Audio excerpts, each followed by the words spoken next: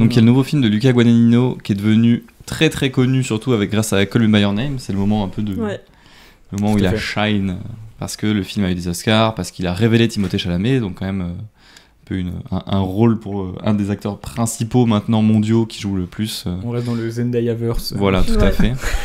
Toi, Chloé, c'est un réal que t'aimes bien. T'avais beaucoup aimé Call Me By Your Name, si je ne me trompe pas. J'avais adoré Call Me By Your Name, parce que je l'avais vu un petit peu avant toutes les éloges de la presse. Je l'avais vu au Royaume-Uni avant sa sortie en France. Donc je n'en avais jamais entendu parler, j'en attendais rien, j'avais vu aucun film de Guadagnino. Okay. Et ça m'avait énormément touchée. Je trouve que le film avait une intelligence dans sa mise en scène, quelque chose d'hyper fin quant à la représentation du désir. Et c'est pour ça que là j'avais un petit peu peur, parce que ça a l'air d'être quand même, quand on voit les extraits, le désir de façon un peu plus brutale, quoi. On va droit au but, il y a moins de fioritures, mais c'est aussi moins fin, moins subtil. Donc je m'attendais vraiment à être assez déçue.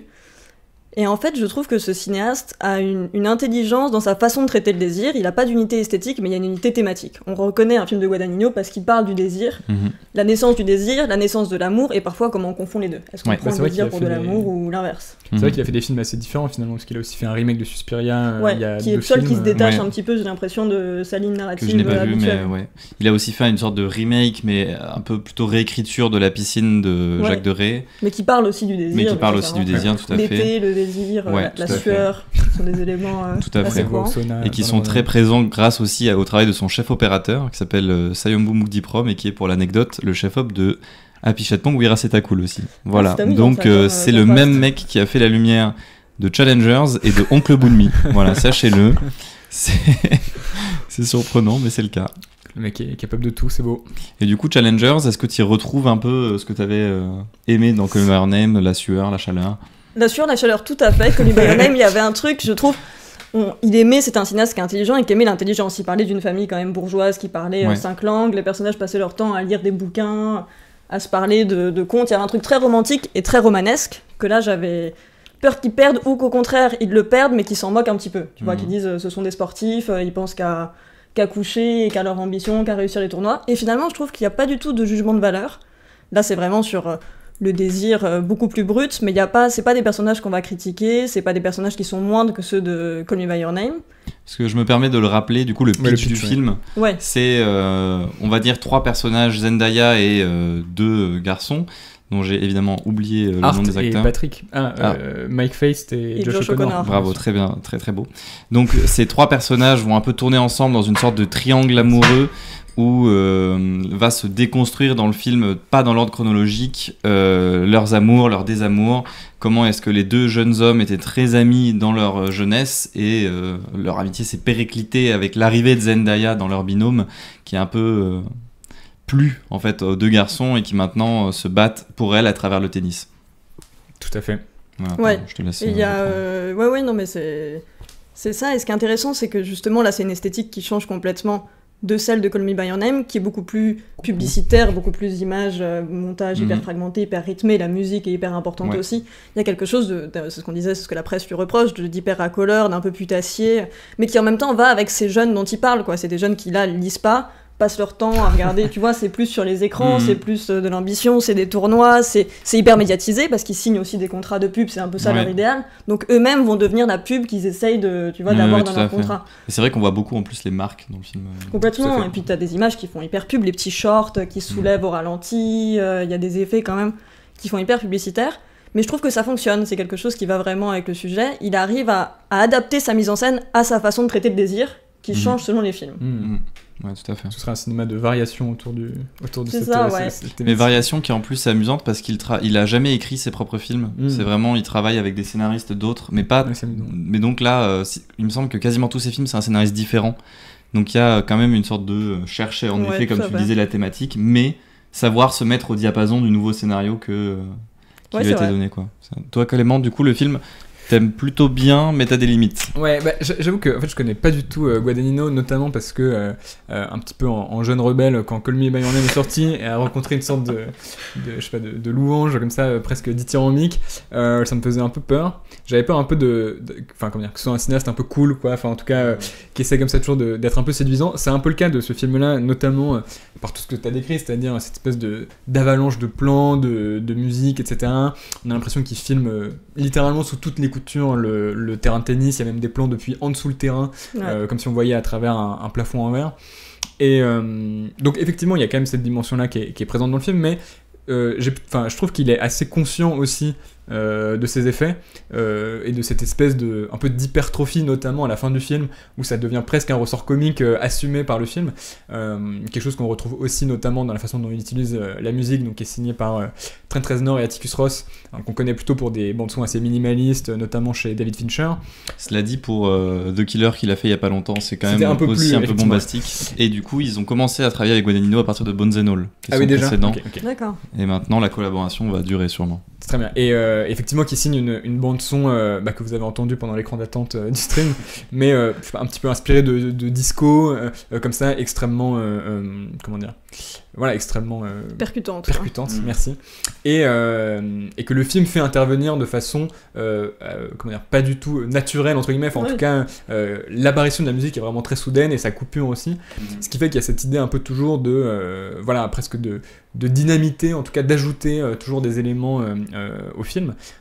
On pourrait, voilà, si on voulait un peu essayer de tirer les fils, relier cette sorte d'instabilité du montage à celle qui, voilà, l'instabilité un peu émotionnelle des personnages du film. Après, je trouve que c'est aussi tout de même une des réserves du film, c'est que pour moi, il y a un côté un peu presque régressif en fait dans tous ces effets de style, voilà, que le film assume tout à fait, mais qui de fait le limite aussi un petit peu. Je pense qu'il n'y a pas beaucoup de mystère autour du fait que, pour moi, souvent, Guadagnino fait des plans parce que ça l'amuse ou parce qu'il veut maintenir un certain nombre de stimulus par seconde. Ce qui fait qu'il y a énormément de plans qui... ce torrent de plans ne semble pas toujours justifié, en tout cas, je ne sais pas si on peut parler comme ça, mais en tout cas, travaille plutôt une sorte d'outrance constante plutôt que de vraiment réfléchir à chaque instant quel plan serait le plus adapté, quoi. Ce qui fait que moi, ça m'a évoqué un peu pour un film un peu de gonflette, quoi. C'est-à-dire qu'on sent qu'il est obligé de faire énormément d'efforts de montage, de mise en scène, etc. pour finalement arriver à quelque chose qui est produit, qui est tout de même un peu moindre. C'est amusant comment les effets finissent par se répondre aussi. L'espèce de plan grue très visible et étrange pendant la première pause après le premier set revient à l'inverse après le deuxième, et la forme très stylisée devient une vraie construction de la relation des persos. Oui, c'est clair que ce premier plan, je pense qu'il y a un mélange de VFX aussi, un truc de... Il y a des trucs pas beaux, comment rentrer là-dedans, mais... Non, mais c'est vrai que la caméra joue au tennis, t'as l'impression que c'est... Enfin, parfois on épouse le point de vue de la balle de tennis, c'est un truc... la caméra joue aussi, il y a un truc très sportif, quoi. On se demande comment ces mouvements ont été réalisés. Il y a un investissement physique de la caméra dans le jeu de tennis, quoi. Même beaucoup des plans même qu'on voit dans la bande-annonce de jeux de tennis se font frontalement au personnage, ce qui théoriquement est impossible parce que ils vont péter la cam, donc j'imagine que les balles ont été rajoutées en 3D et viennent heurter comme ça presque directement. Même moi devant le film à des moments j'étais un peu terrifié, quoi. Je parle du plan qui passe d'un joueur à l'arbitre au deuxième joueur. Comme ça, qui redescend et il fait un plan ensuite en miroir. Okay, non, j'avais mal compris. Mais en fait, c'est un bon exemple parce que effectivement, il y a donc ce plan que tu décris, Julien, dans le chat, avec la caméra passe d'un joueur qui est assis sur le banc, grimpe comme ça jusqu'à l'arbitre, redescend, c'est une sorte de mouvement un petit peu alambiqué, effectivement qui fait miroir plus tard dans le film. Mais j'ai un peu envie de dire, est-ce qu'il fallait un plan aussi ostensiblement, voilà, exactement, aussi périlleux pour faire comprendre cette idée de miroir? Je pense pas. Et je trouve qu'à beaucoup de moments, le film quand même, disons, a la main lourde sur pas mal de trucs. Alors que sur certaines séquences, un peu plus précisément, je trouve que parfois il a de bonnes idées, vraiment de pure mise en scène, sans rompre cette espèce de flow ininterrompu. Je pense notamment à une séquence où donc Patrick, le personnage de Josh O'Connor, celui qui est brun, et Zendaya commencent, enfin à ce moment-là du film, ils sortent ensemble, ils commencent à coucher ensemble, ils se mettent dans le lit, etc. Finalement, la discussion s'envenime et ça devient plutôt une sorte de dispute. Et on passe d'un plan qui les réunit tous les deux à un plan qui se met à faire littéralement pour le coup du ping-pong avec des panoramiques extrêmement rapides de l'un à l'autre. Et disons que sur cette idée, j'achète à 100%, quoi. Mais je trouve que c'est pas aussi précis, disons, dans le reste du film. Il se laisse un peu aller, je trouve, aux effets de style quand même, ce qui était pas incompatible, comme le prouve cette scène ou quelques autres films que j'ai vraiment aimé, avec cette idée, voilà, d'un truc un petit peu frénétique, un peu kitsch. Je pense typiquement à... Il y a une séquence qu'on aperçoit, je crois, dans la bande-annonce où Josh O'Connor et Zendaya discutent adossé à un mur pendant que lui fume une cigarette, et la séquence, on va dire, le découpage un peu évolue au fil de la séquence. Au début, on est sur un champ contre champ, ensuite il y a des plans un petit peu obliques.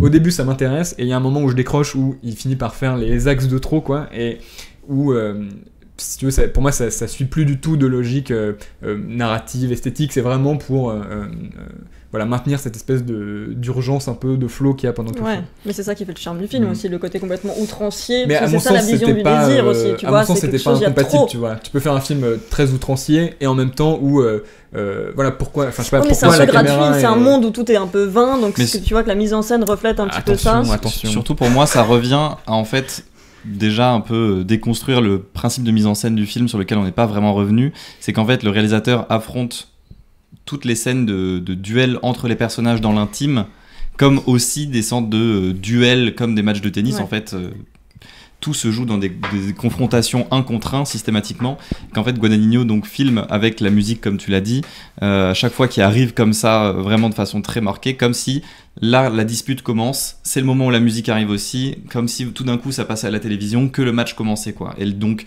il y a différentes façons de le filmer. Des fois, donc c'est des panoramiques filées d'ailleurs qu'il reprendra plus tard sur des filmages de tennis, littéralement comme les têtes des spectateurs regardant de droite à gauche. Il y a des moments où en effet il multiplie énormément les plans de caméra, mais comme en fait à la télé, un match de sport pourrait être filmé avec beaucoup de points de vue différents. En fait, il s'amuse à jouer beaucoup comme ça avec plein de formats de télévisuels, notamment parce que le tennis c'est quand même un sport qui est hyper cinématographique. C'est pour ça que Danet a autant écrit dessus, que Godard en était autant fan, parce qu'il a cette magie comme ça d'être quand même un petit court, mais en même temps de séparer les deux. Enfin, c'est vraiment très simple à lire, c'est très cinématographique, c'est 1 contre 1. Tu peux en même temps filmer tout et en même temps filmer que l'un et que l'autre. Là où par exemple la boxe, qui est aussi très cinématographique, en général t'as tout le temps les deux dans le cadre, quoi. Sauf si tu mets en scène le match, si tu le filmes en tant que télévision, t'as les deux tout le temps. Donc évidemment ça pose la question du champ contre champ au cinéma, de comment filmer, et c'est ça qui est trop bien dans le film. Enfin, c'est ça personnellement, c'est pour ça que je l'aime beaucoup, parce que toutes les scènes d'intimité, tu sens que la question qui se pose, c'est ok, là c'est un nouveau match, est-ce qu'il y a des nouvelles façons de le filmer? Typiquement, ce sorte de plan séquence qui est assez génial, que Julien mentionnait, que tu mentionnais, pardon, avec d'abord donc la relation dans le lit, ensuite etc. S'il avait fait ça à chaque dialogue, ça aurait fini par être un peu gonflant. Et là, avec cette idée qu'il a de multiplier les idées de mise en scène, il arrive quand même à créer de nouvelles sensations, et comme ça un peu aussi à sentir les évolutions dans les dynamiques de disputes qui sont pas tout le temps dans la même direction, d'abord on les a tous les deux et ensuite on les sépare. Puis question supplémentaire, c'est aussi une question qui est centrale dans le film, que Zendaya met au devant de la scène très rapidement, le fait que le tennis c'est plus qu'un duel, c'est aussi une sorte de relation. Même elle fait littéralement la comparaison en disant que c'est quand les deux se mettent parfaitement à danser ensemble qu'on a du vrai tennis, c'est quand il y a une sorte de fusion des deux, et donc évidemment on se pose la question duel, amour, danse. Et donc est-ce que la danse serait le moment où les deux tout le court serait filmé en un seul cadre, presque comme ça on a tout ensemble, et le duel serait plus le format du champ contre champ? Guadagnino il dit non, parce que la séquence finale qui est donc le moment où tout d'un coup il y a une forme de magie qui a lieu sur le court, il multiplie les idées. Il y a des plans où on a les deux, il y a du champ contre champ, il y a du ralenti, il y a plein d'effets, comme tu disais, il y a des POV de la balle de tennis qui commence à flotter. C'est en fait presque une sorte de... c'est presque une jouissance. À force d'érotisation, le film finit par jouir d'un bonheur de tennis et de cinéma, avec tous les plans possibles et imaginables, avec vraiment... mais même moi, en tant que spectateur, j'étais hyper galvanisé lors de la dernière séquence, qui est très, très, très... qui arrive à saisir quelque chose de physique. C'est hyper érotique, parce que là, tu parles d'amour. Je sais pas s'il est vraiment question d'amour, je pense qu'il est question de désir et de tennis. Je sais pas si c'est une danse ou très chorégraphiée, il y a effectivement un truc hyper filmique et aussi hyper musical, parce qu'il y a un rythme quand même que la musique reflète. C'est un rythme qui est tout le temps très très très régulier. Oui, c'est que là il va déconstruire kick, snare, et chaque kick c'est une balle de tennis, quoi. Avec les cris, les balles, il y a un truc hyper rythmique, et c'est une relation, mais c'est surtout un rapport, quoi. C'est hyper sexuel. Pendant tout le film, on a passé le temps à lui dire que le tennis, c'est pas vraiment du tennis. Ce qu'on aime dans le tennis, c'est pas le tennis, quoi. C'est effectivement la relation, mais surtout un rapport. Et donc c'est ça qui est intéressant, c'est que les scènes de sexe, on sait pas si c'est des matchs, si c'est du tennis, si c'est du sexe. Il y a une sorte de trouble constant, et le film est quand même hyper excitant, quoi. C'est des acteurs qui sont quand même beaux. C'est bizarrement elle qui est la moins érotisée, en fait, surtout les deux types. mais qui sont très beaux, il y a des muscles tout le temps contractés, il arrive à capter à chaque fois un moment où tu sens que le désir naît, quoi. Un petit vent sur le short, un muscle qui se contracte, une perle de sueur, des petits tics avant de lancer. Donc il arrive à capter vraiment ce moment du désir, et au bout de, effectivement, en amassant complètement le désir, en entassant ce désir, ça explose. Tu sens que ça sointe de tous les plans, un truc hyper érotique. J'avoue avoir adoré le fait que le film déploie presque toutes les façons de filmer du tennis et du dialogue en règle générale, et d'avoir presque une idée par séquence qui se fait illustration des relations. C'est jouissif et très généreux. Tout à fait d'accord. Pour rebondir sur ce que tu viens de dire, Chloé, et sur ce... Voilà, rebondir, c'est un véritable ping-pong, en fait. Et en fait, pour moi, j'ai l'impression que... Enfin, je comprends cette idée de dire... c'est intéressant qu'il y ait une sorte de prolongement, on va dire, du terrain de tennis à la vie intime, et le film repose là-dessus, hein, et on pourrait même dire que l'origine de ce triangle amoureux repose... Enfin, elle dit j'ai envie de voir du tennis, et c'est presque ça qui motive en fait l'espèce de jeu de pouvoir, etc., qui va se nouer entre eux. Mais finalement, j'ai l'impression que tout le film est filmé comme un match de tennis. C'est un peu quand même un argument... ça pourrait être un peu un argument marketing, parce que je trouve que si on regarde dans le détail en fait de la mise en scène, c'est pas vraiment cette idée-là, quoi. Toi, tu l'as dit, Loïc, et Julien aussi. Il faut trouver une nouvelle façon à chaque scène, mais toutes les façons sont pas bonnes, quoi. Il y a un moment où je pense que profusion ou l'idée d'une sorte de match à chaque séquence n'est pas forcément synonyme de faire tous les plans possibles et imaginables, et ne pas laisser une seconde de répit à son spectateur. Je pense que moi je vois rien vraiment dans les scènes de dialogue à part ce qu'on a mentionné, c'est-à-dire le truc le plus littéral de la caméra qui fait des panoramiques de l'un à l'autre. Moi je vois rien qui me rappelle spécifiquement un match de tennis, au-delà du parallèle qu'il y a entre toute discussion et un match de tennis qui est deux interlocuteurs qui sont face, quoi. Et précisément Danet aimait le tennis aussi parce que sa retransmission télévisuelle était particulièrement nette et lisible, ce que le film pour le coup n'est pas du tout. Alors c'est pas vraiment un reproche au sens où il n'essaie pas de l'être, mais disons que pour cette idée de filmer la vie intime comme du tennis, moi ça m'évoque pas du tout la mise en scène de Challengers, quoi. Ça m'évoque, je sais pas, éventuellement David Fincher ou les frères Cohen, quoi, qui ont une sorte de science comme ça, du montage, du chant contre chant. Ce qui veut pas dire que le chant contre chant est la seule option, mais moi j'ai l'impression quand même que si on regarde un peu dans le détail de qu'est-ce qui motive les choix des axes, c'est surtout la nouveauté, quoi. Et ça me semble pas être une fin en soi de dire il faut faire un nouvel axe pour garder le public un peu sur les tendu, ouais, non, c'est pas ça, il y a un truc, mais je sais plus quelle est l'expression. Et Julien, tu disais dans le chat que ces procédés multiples épousent un petit peu les changements de la relation. J'aimerais bien être d'accord avec toi, mais j'avoue que face au film, je trouve que globalement, alors déjà, on n'a pas parlé de sa structure qui est quand même assez un peu brouillonne et honnêtement un peu laborieuse, puisqu'il y a tout un tas d'allers-retours temporels, etc. Mais surtout, ça participe aussi de l'impression que finalement, la dynamique entre eux trois évolue pas tellement en fait pendant ce film, quoi. C'est-à-dire que quasiment dès le début, honnêtement, finalement dès le début la situation est posée, c'est-à-dire leur duo de tennismen s'appelle Fire and Ice, et on comprend tout de suite que Zendaya d'un côté a envie d'avoir une certaine ascendance et donc va finir par passer un bon moment du film avec plutôt Ice qui serait donc Art, le personnage de McFace, et a envie de se confronter à l'autre, mais finalement il y a une résistance, donc c'est pour ça qu'elle s'en décroche avec le personnage de Josh O'Connor. Et en fait, une fois qu'on a saisi un petit peu ce triangle là, et d'ailleurs le film le scénario joue de ces répétitions, puisqu'il y a plein de moments qui se font écho à différentes étapes de leur parcours. Donc finalement, moi je suis pas hyper convaincu, en tout cas plan à plan, j'ai pas l'impression que les plans me racontent la relation qui se déroule, quoi. Julien en raconte un autre. T'as ce dialogue sur le court où la caméra est proche du filet et donc loin des personnages, un moment où ils sont loin l'un de l'autre, c'est à la fois neuf dans le film et à propos. Oui. Puis je suis pas du tout d'accord sur le fait que la relation entre les personnages soit identique tout le long du film. Vraiment c'est matériellement faux, quoi. T'as beaucoup d'évolutions avec Clément. Ouais. Pour le coup, vraiment il y a des enjeux, mais même l'amitié, la dynamique des deux qui en effet, ça se joue à l'un qui joue du chaud et du froid, l'autre qui est plus un peu absent et qui essaye de remonter, mais il y a quand même des coups de trahison typiquement de Mike Feist. Il y a une tentative, mais elle est finalement inconséquente quasiment. Non, au contraire, c'est ce qui emmène, c'est ce qui crée l'accident. Pas vraiment, non. Si, parce que le sujet est ensuite, on rentre dans du détail qui n'intéresse pas le spectateur, mais c'est tout à fait le cas.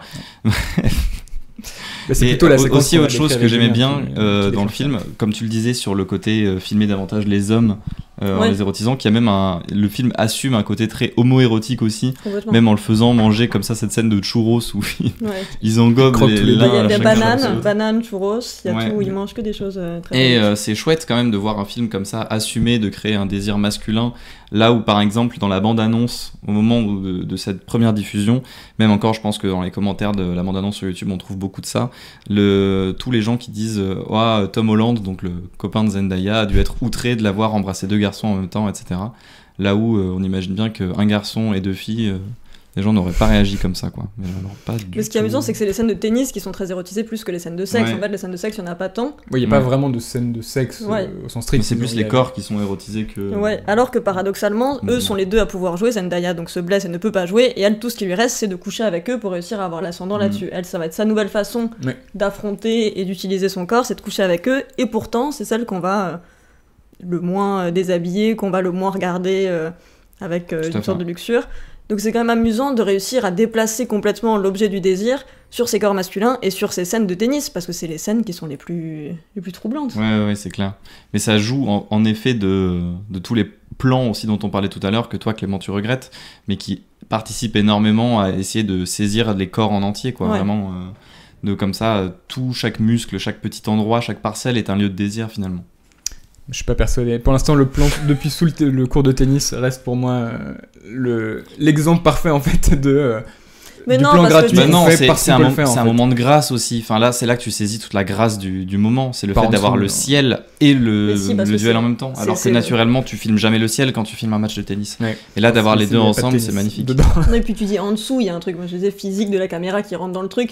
La caméra qui est au-dessus, qui est dessous, qui est devant, qui est derrière, qui est dedans. Enfin, tu vois que ça peut créer quand même une dynamique physique de la caméra et le troisième participant à ce rapport entre les deux mecs.